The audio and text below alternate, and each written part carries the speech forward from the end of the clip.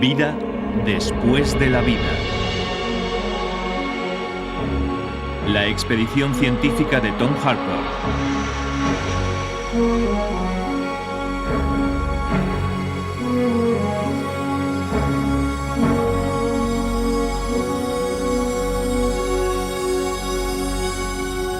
Contacto con el más allá.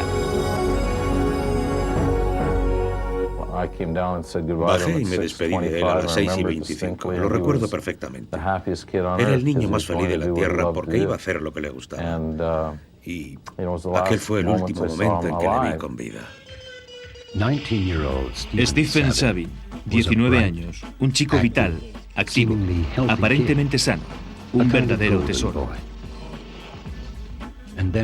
Una mañana, en clase de educación física, su corazón se paró.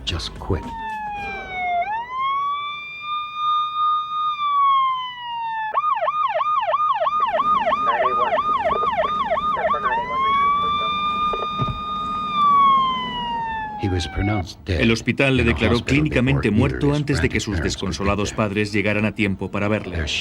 Sufrieron un golpe devastador. En mi vida he sentido un dolor así, un dolor imposible de calmar. Fue como si de repente me inundara un inmenso vacío.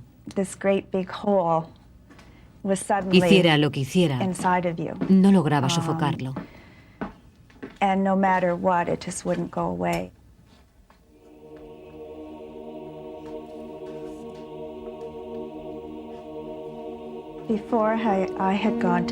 Aquella noche, antes de acostarme, me dispuse a apagar todas las luces antes de subir. Aproveché aquel momento para estar sola. La casa había estado abarrotada de gente todo el día y necesitaba estar sola. Empecé a hablar con Stephen. Pensé que aquello me aliviaría. Le pedí que hiciera lo posible por regresar y despedirse. No nos habíamos despedido de él y pensaba que su padre merecía algún consuelo.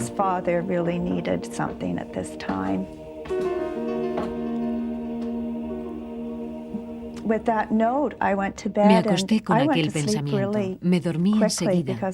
Estaba agotada. Luego me desperté sobre las 3 de la madrugada para encontrarme... Serían las 2:30 de la madrugada. Todo estaba muy silencioso. Recuerdo que bajé y empecé a reflexionar mirando las fotos de Stephen. Intentaba digerir lo que estaba ocurriendo. Volví a subir.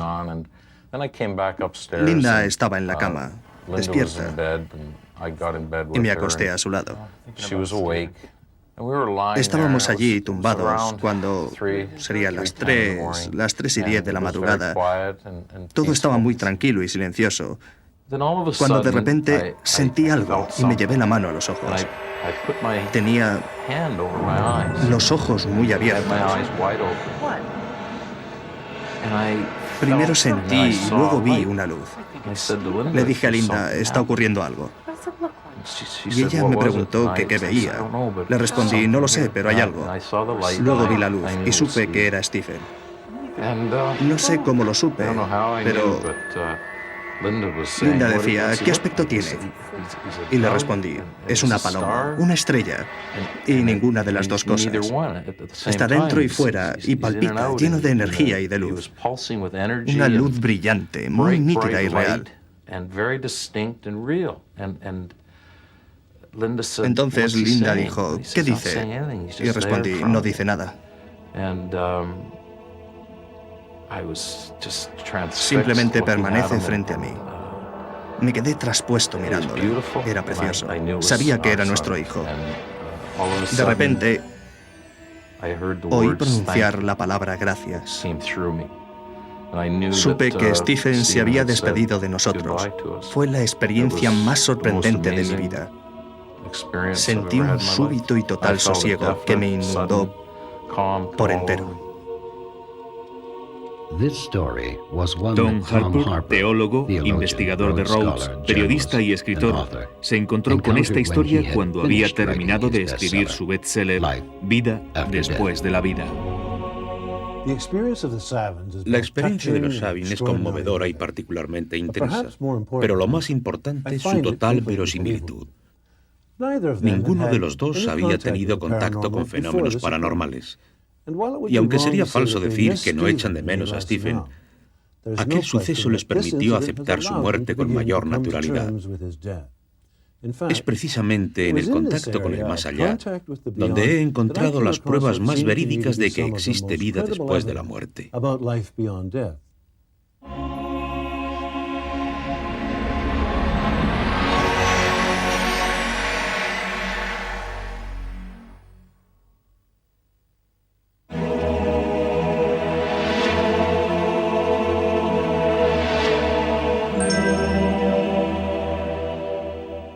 Al escuchar historias como las de los Sabin, debemos recordar que hay muchísimas personas con experiencias similares. Los Sabin son dos entre muchos millones. Bill Guggenheim, antiguo analista financiero de Wall Street, es hoy día un eminente investigador de la comunicación después de la muerte. Son sucesos muy habituales. Estimamos que un 20% de americanos y canadienses han tenido experiencias de comunicación después de la muerte, lo que se traduce en cifras equivalentes a unos 50 millones de americanos y 5 millones de canadienses. Son estimaciones muy ajustadas. Las cifras podrían duplicarse. La gente no suele comentar estos sucesos porque cuando les ocurren creen estar enloqueciendo o perdiendo la razón, sobre todo si acontecen en un momento de duelo. Al contárselo a alguien comprueban que en nuestra cultura occidental hay un gran escepticismo respecto a la comunicación con el más allá. Lo curioso es que estos contactos abundan en muchas partes del mundo. En países católicos de Centroamérica y Suramérica, en algunos europeos, en Oriente Próximo, incluso en Extremo Oriente. Si no existieran, no estaría justificado seguir investigando o escribir un libro sobre el tema. Son fenómenos integrados en el proceso de la vida, del duelo, de la muerte y la póstuma comunicación con las personas que aún viven. Marilyn Johnson viene de una larga tradición de chamanes originarios de Norteamérica. Heredó de su difunto abuelo el don de la transmigración. Su relato puede sorprenderle, pero los indígenas practican la transmigración, que consiste en que el espíritu abandona el cuerpo humano. El objetivo principal de mi vida es la transmigración. Recojo datos en el mundo físico, viajo hasta el país de los muertos para buscar noticias de sus antepasados. Después regreso con esa información y ayudo a los de aquí.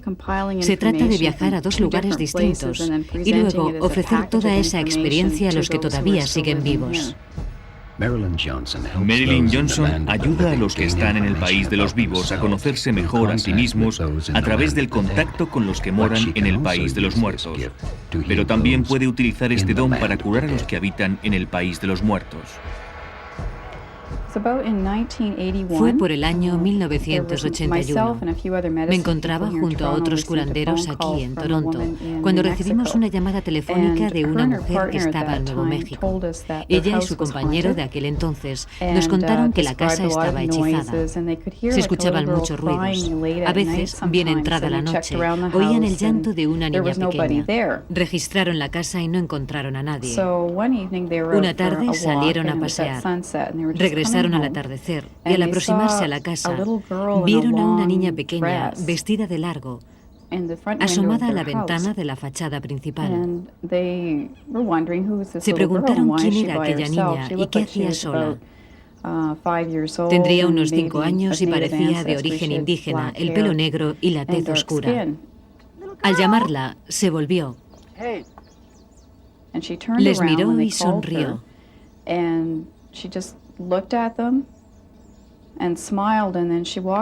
Luego caminó delante de la fachada, avanzó unos 3 metros y penetró en el interior de la casa, atravesando el muro.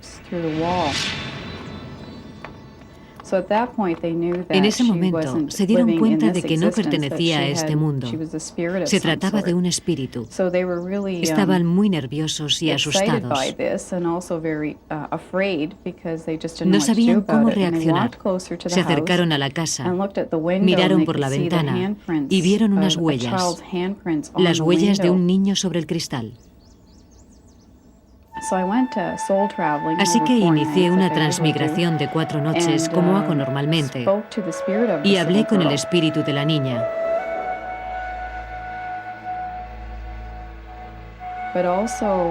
También apareció el espíritu de su madre y pude ver por qué estaban alejadas.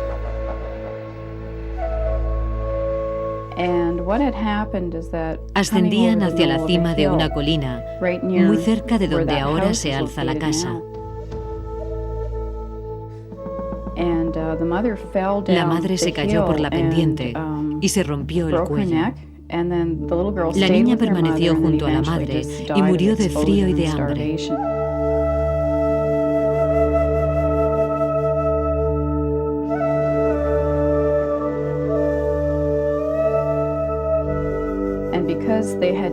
Al haber muerto en momentos distintos, se encontraban espiritualmente alejadas. La niña regresaba a la casa en busca de su madre, porque todo había ocurrido en aquel lugar. Transmití a la pareja el mensaje y ellos me habían hecho llegar una fotografía de las huellas. Les aconsejamos, y nosotros hicimos lo mismo, que celebraran una fiesta para las dos, para intentar unir sus espíritus en un mismo lugar, en el mundo espiritual. Queríamos que estuvieran unidas. Después de aquello, la casa dejó de estar hechizada.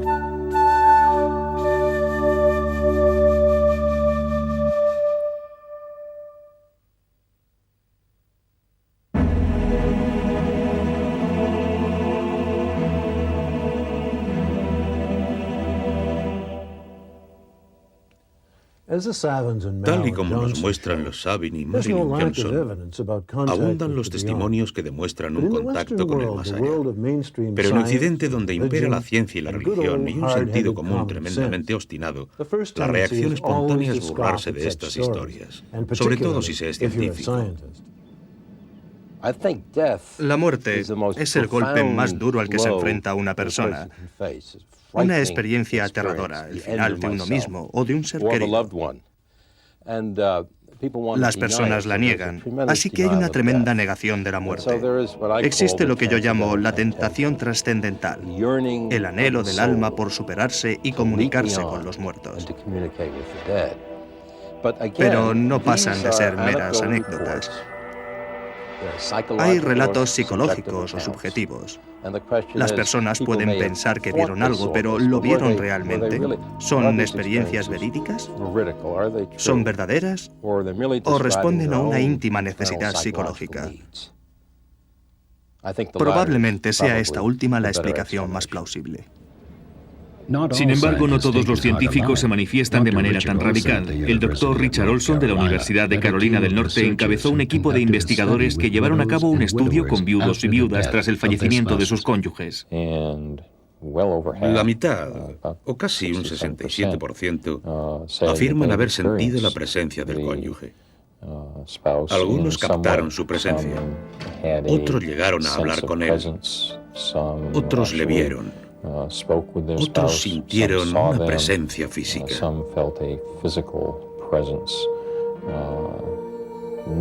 Ninguno se lo contó a su médico. Muy pocos lo mencionaron a sus familiares.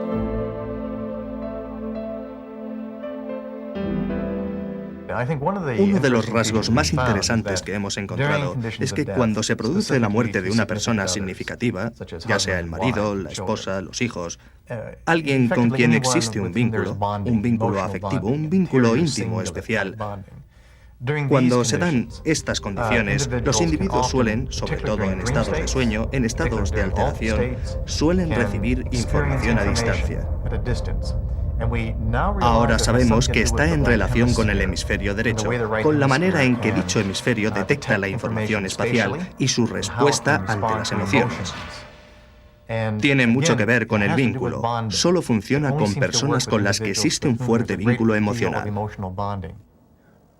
Los científicos como el Dr. Persinger, que han explorado la comunicación entre los que están a punto de morir y sus seres queridos, se resisten a reconocer la posibilidad de que el alma sobreviva después de la muerte. Precisamente es esa presunción la que constituye la esencia del estudio llevado a cabo por el parapsicólogo Boyce Beatty.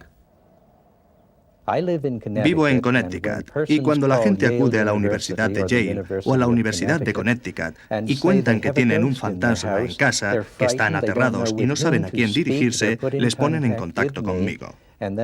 Yo trabajo con otras personas, normalmente con médiums o clarividentes, a veces con psicólogos clínicos, quizá con algún parapsicólogo. Investigamos, eliminamos las alternativas válidas. ¿La persona sufre algún trastorno psicológico? ¿Está en sus cabales? Y si no encontramos ninguna explicación racional, llegamos a la conclusión de que es el espíritu de un difunto ser humano. Ponemos en práctica lo que denominamos el rescate sobrenatural. Aconsejamos a los muertos, hablamos con ellos, nos comunicamos. Les hacemos ver que no están en un cuerpo físico. Les ayudamos a pasar al más allá. Muchas personas, incluso aquellas que aceptan algún tipo de vida después de la muerte, se mostrarán escépticas al respecto. Beatty nos pidió que nos aproximáramos al llamado rescate sobrenatural desde la otra orilla. Partiendo de los resultados, a partir de las muchas personas que sufrieron un trastorno inexplicable, como es el caso de Billy Loren McCauley. Le dije a Lori, viene hacia mí. No sé lo que es, pero viene hacia mí. Estaba petrificado, sudaba intensamente. De repente sentí algo en mi espalda. No era una sensación física, pero sabía que tenía algo encima.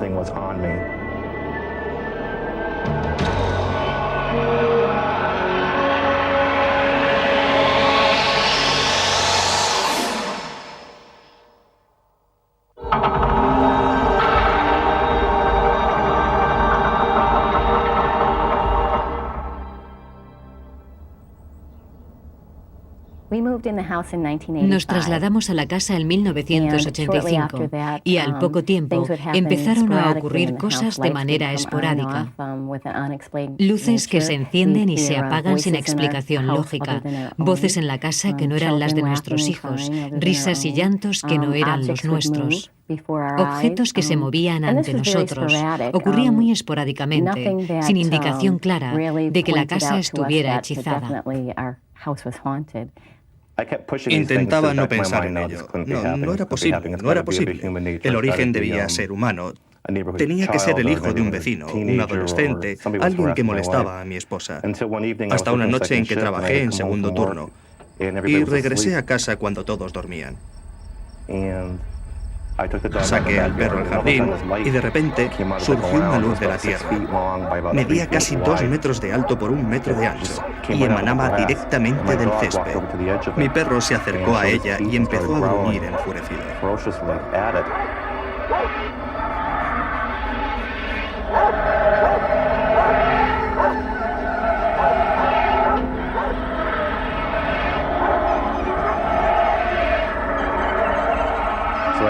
Agarré al perro y volví a entrar. Mientras cerraba la puerta, oí como mi hijo, que estaba arriba en su dormitorio, sufría una pesadilla. Las padece a menudo. Decidí despertarle y le coloqué junto a mi esposa en nuestra cama.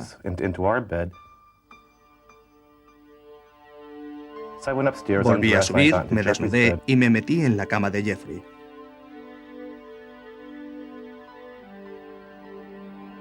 Cuando estaba tumbado, sentí por primera vez una presencia. Encima del armario, me miraba. Me incorporé. Estaba oscuro. La habitación estaba a oscuras, pero sabía que había algo observándome. Recuerdo que no sentí miedo, pero sí una gran confusión.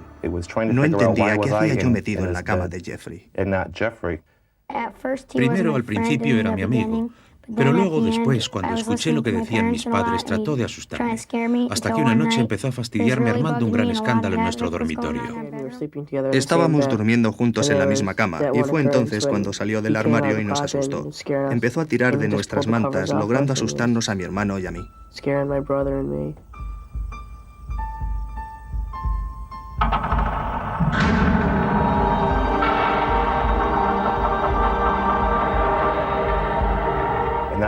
Fue entonces cuando concluí que en nuestra casa había una aparición, un fantasma o algún tipo de espíritu, y que aquello estaba afectando a mi familia.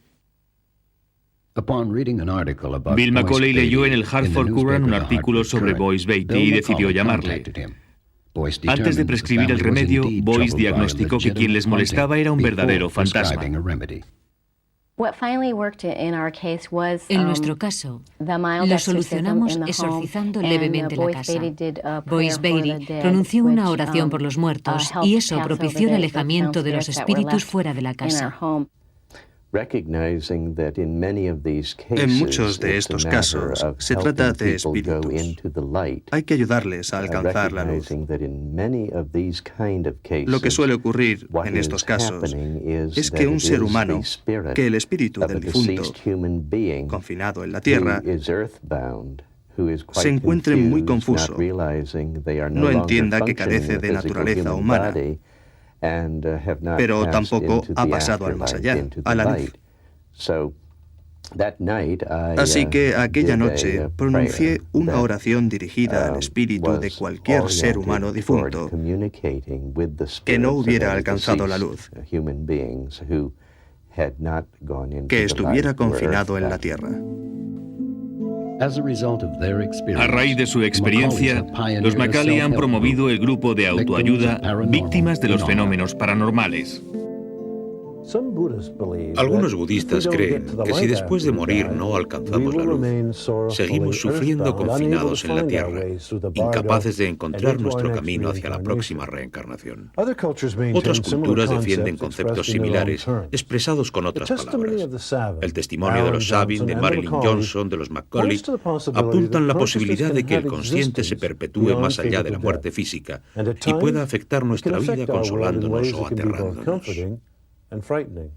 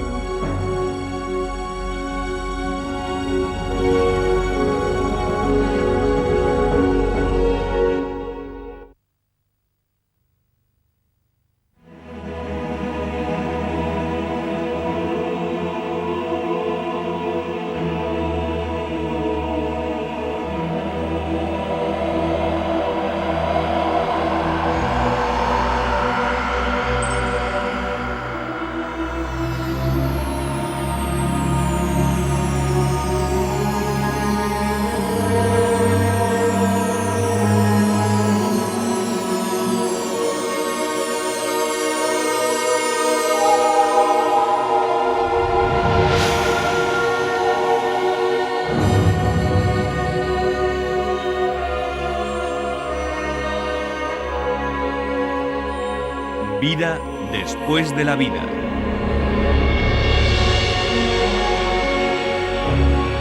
La expedición científica de Tom Harpur.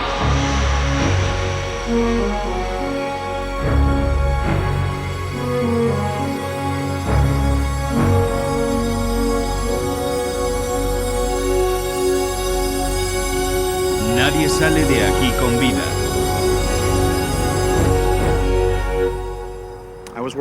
Trabajaba en el norte cuando mi abuela, a la que estaba muy unido, enfermó. Una mañana me levanté antes del amanecer para apagar la televisión y la vi de pie, en la puerta del dormitorio. Tenía muy mal aspecto, enfermizo, pero alegre a la vez.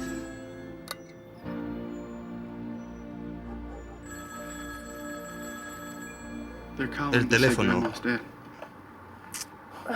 despertó a mi esposa. Por eso supe que no soñaba, que estaba despierto. Le dije que llamaban para comunicarnos que la abuela murió. Y así fue.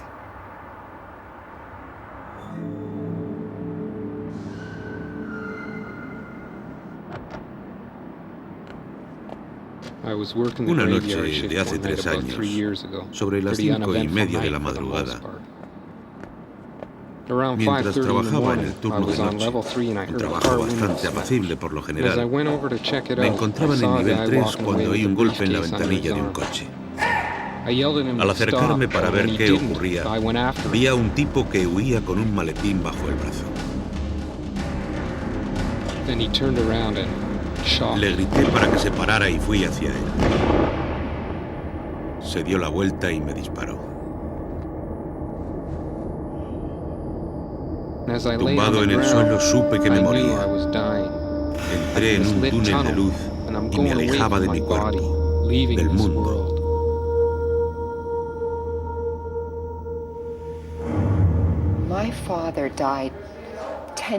Mi padre murió hace 10 años, cuando tenía 76.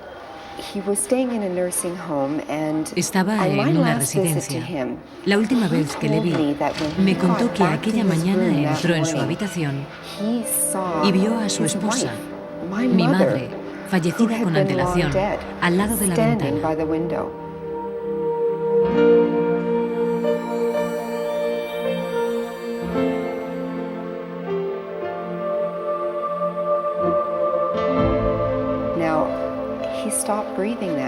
De improviso, aquella noche dejó de respirar.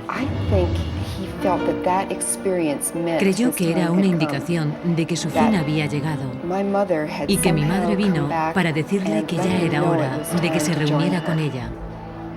Yo creo que aquello era lo que significaba. Es lo que muchos pensarían, considerando la avalancha de reivindicaciones que nos inundan hoy día, tales como: en mi vida anterior fui la reina de Saba, Jesús se apoya en mi hombro todas las tardes, mi bisabuelo era duende y soy el único que se comunica con él. Dentro de toda esta maraña, los investigadores serios tratan de descifrar la verdad.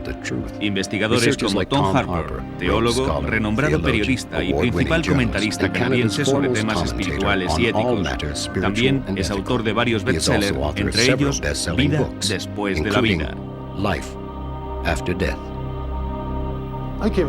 Cuando investigaba para mi libro, me encontré con muchas historias, incluidas las 3 que acabamos de ver. Algunas eran tan disparatadas que bastaban unas palabras de agradecimiento. Pero otras, muchas otras, como estas 3, provenían de personas normales y razonables, incluso sin fe. Personas sin intereses personales que solían coartarse por miedo a que les tomaran por locos. Está claro que algo les ocurrió en presencia de la muerte y ellos creen que fue algo sobrenatural. Hay personas que han llevado la cuestión un paso más lejos. Personas que creen, o al menos esperan, poder evadir la muerte y, en cierto sentido, elegir su vida futura. Hombres y mujeres que pagan grandes cantidades de dinero a instituciones como la Sociedad Americana de Criología para que congelen sus cadáveres con la esperanza de ser resucitados en el futuro. El mínimo fondo recomendable asciende a $125.000. Suspensión de la cabeza con una tecnología avanzada, unos $45.000. Si solo quiere que sobreviva el cerebro, hay una oferta de $15.000.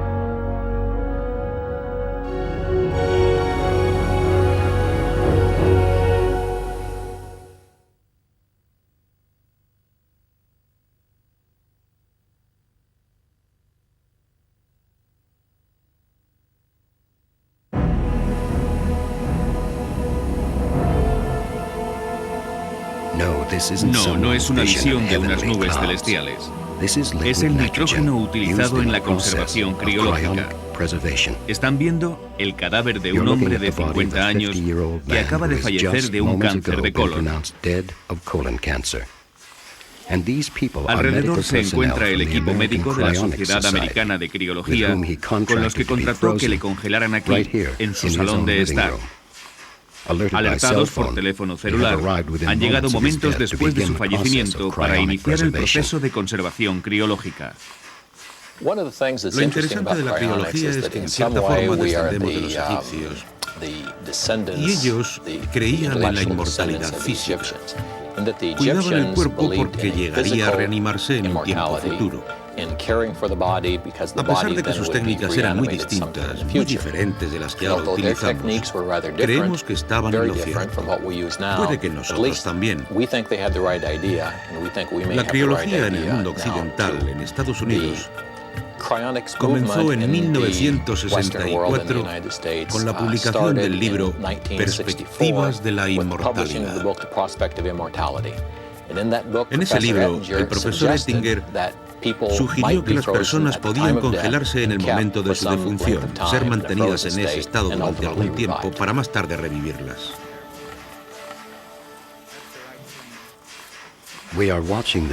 Vemos que están empaquetando en hielo al paciente como parte del proceso de enfriamiento.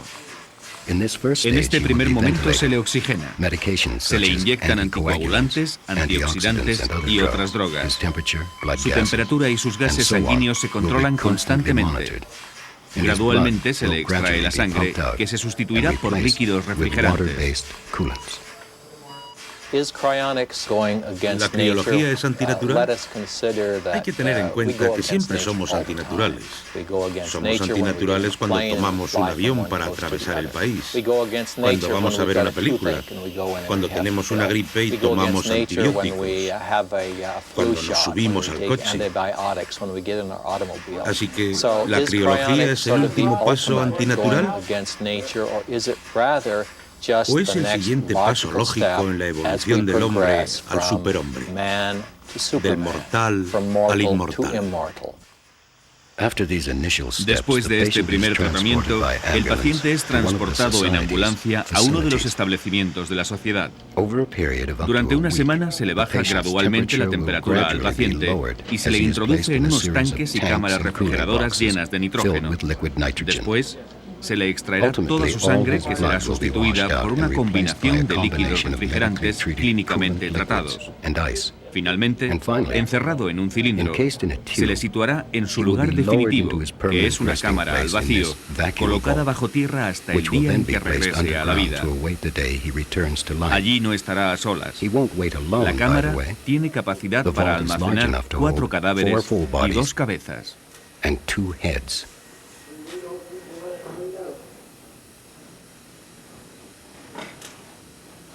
La pregunta habitual es, ¿para cuándo? Si firmo un contrato de suspensión con usted, ¿cuánto tardaré en volver? ¿50, 20 años? ¿Puedo especificar el número de años que tardaré en volver? Y nuestra respuesta es que no lo sabemos. La mayoría quiere volver lo antes posible. Sin embargo, prefiero no salirme por la tangente respecto a la pregunta de ¿cuándo puedo regresar? Así que tengo que contestar, la verdad es que no lo sé. Solemos hacer la misma pregunta a nuestros pacientes. ¿Cuánto tiempo cree que tardará en salir del tanque? Las respuestas suelen estar entre los 50 y 100 años. A veces nos preguntan que dónde está el yo, el alma, durante el periodo que están en suspensión. Es la dualidad del cuerpo y la mente. Y si así fuera, ¿cuál es la naturaleza de esa otra cosa? Esa otra entidad que unos llaman la mente y otros el alma.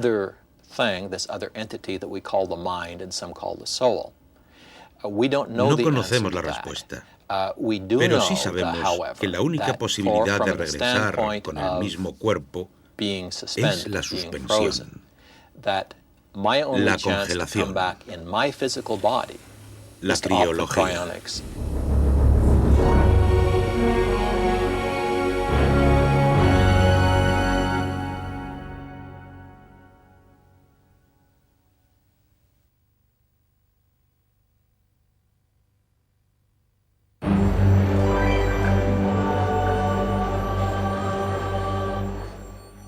Siempre creí en la reencarnación.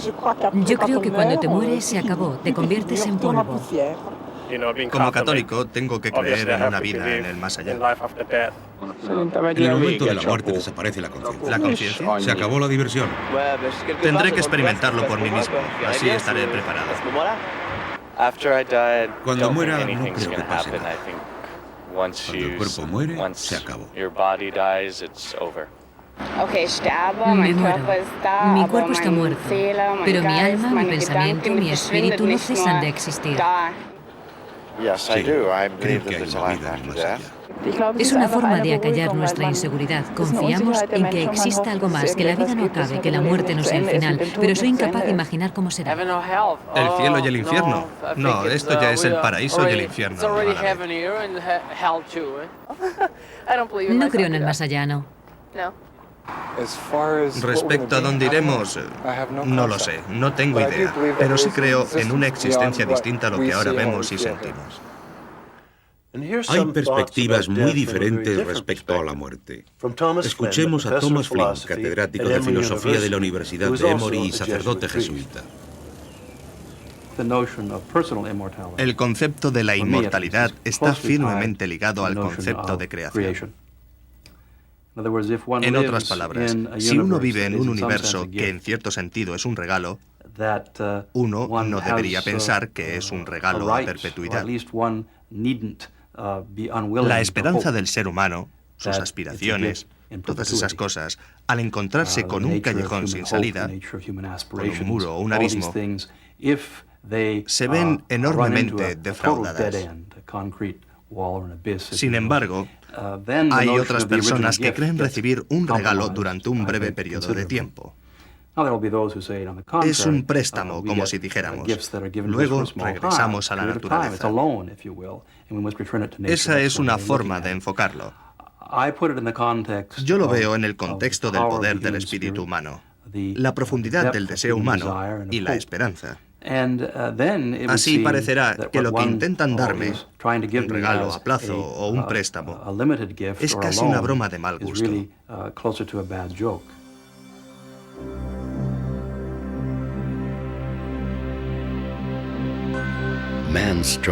La lucha del hombre contra la muerte no es competencia exclusiva de los filósofos. Investigadores y artistas de todas las épocas han combatido sin descanso para expresar sus esperanzas y miedos respecto a esta cuestión fundamental.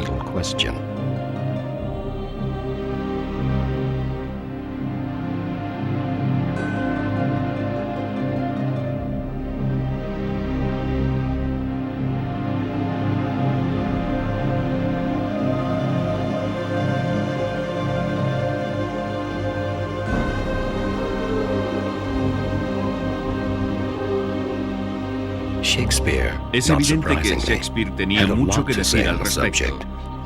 Estos actores ensayan una de sus más poderosas afirmaciones. En el acto 3 de Medida por Medida, Claudio solo conseguirá salvarse si su hermana Isabel accede a entregar su virginidad al duque. Al principio, horrorizado por la vileza del duque, insiste en que está dispuesto a morir, pero pronto recapacita. La muerte es algo espantoso. Y vivir en la vergüenza algo odioso.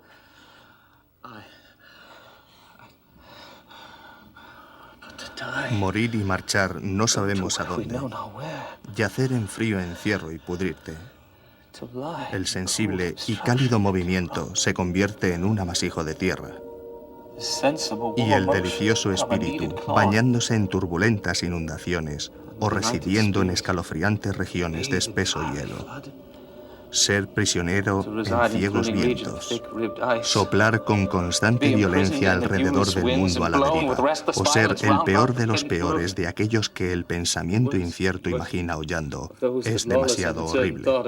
La más extraña y aborrecible vida terrena que la vejez, el dolor, la penuria, la prisión son capaces de proporcionar, resultan ser paraíso frente al temor a la muerte. Dulce hermana, déjame vivir. Dulce hermana, déjame vivir. Children, on the other hand, often get a good laugh out of the idea of death.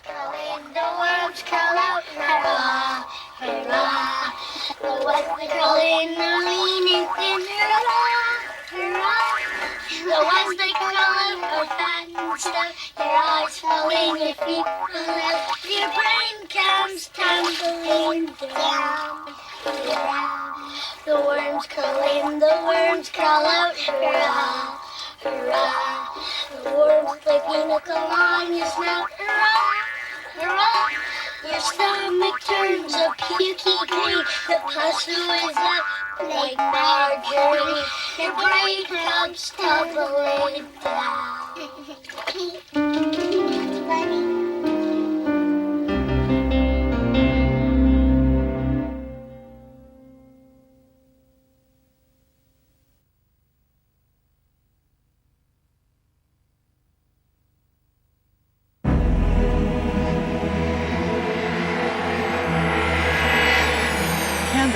¿Puede estudiarse la experiencia en el umbral de la muerte de manera legítima y racional? Es un tema que podría llegar a admitirse en las instituciones académicas como un estudio serio de investigación. Mi respuesta es absolutamente afirmativa. Ese fue el hombre que con este libro inició todo el dilema, el conocido psiquiatra Raymond Moody, que en 1975 publicó la primera investigación en profundidad sobre el tema, titulada Vida después de la vida. Al parecer, todas las experiencias coinciden, a juzgar por los testimonios, en que se producen en el umbral de la muerte. La sensación de abandono del cuerpo físico, de ascensión, para luego mirar hacia abajo y ver su propio cuerpo en la sala de operaciones, y al médico que intenta resucitarles.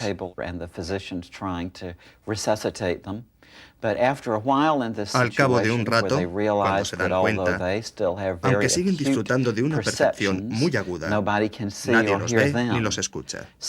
Así que se dan cuenta de que aquello es lo que llamamos muerte. La innovadora investigación de Raymond Moody sobre las experiencias en el umbral de la muerte dio lugar a una avalancha de testimonios personales relacionados con el exótico fenómeno. Eso atrajo la atención de académicos muy serios como el Dr. Ken Rain, considerado hoy día como el principal investigador en ese campo. Cuando comencé a investigar, estaba abierto a la posibilidad de que estas experiencias sucedieran, pero quería averiguar por mí mismo si de verdad eran ciertas. Recuerdo la primera vez que hablé con una persona que había tenido una experiencia de este tipo. Fue la segunda persona que entrevisté en el Hospital Hartford. Había estado próxima a morir a consecuencia del asma. Describía cosas muy parecidas a testimonios que aparecen en el libro de Raymond Moody. Recuerdo que estaba entusiasmado al oírlo de primera mano. Aquella fue una experiencia que se repitió una y otra vez en el curso de mi investigación. No creo que hubiera ningún caso que me convenciera o que me hiciera pensar que de verdad aquello era cierto. Al principio estaba abierto, pero al oír tantos casos, al acumular tantas pruebas, me fui convenciendo de que fuera lo que fuera aquel fenómeno, las personas habían pasado por aquella experiencia.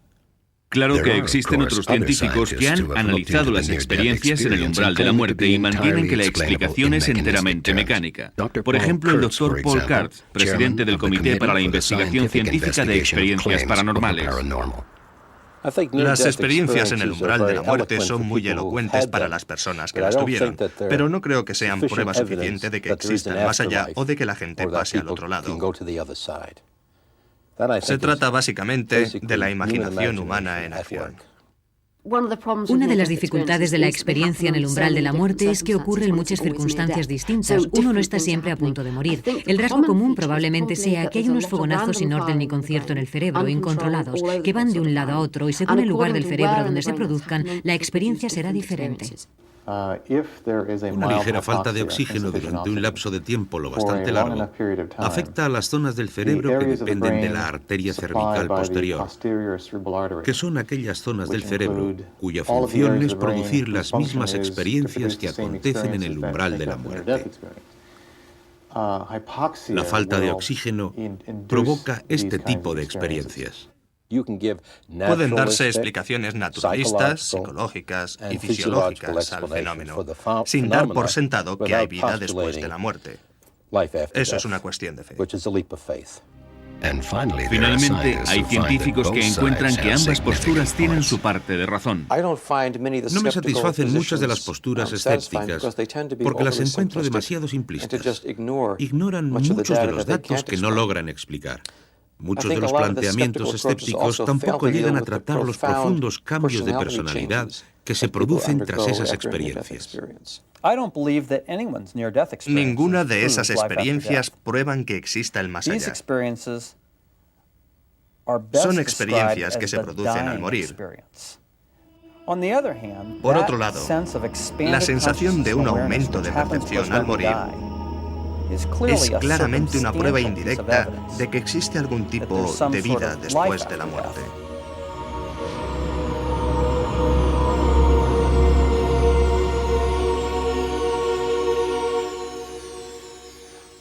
Una de las cosas que sí hemos averiguado es que la fundamentación, la esencia de los estudios de la vida después de la muerte, es sin duda la experiencia en el umbral de la muerte. En el próximo y último programa continuaremos revisando los razonamientos que rodean a este fenómeno.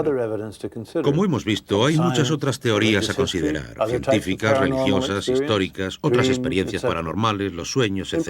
En el 10º episodio llegaremos a una conclusión.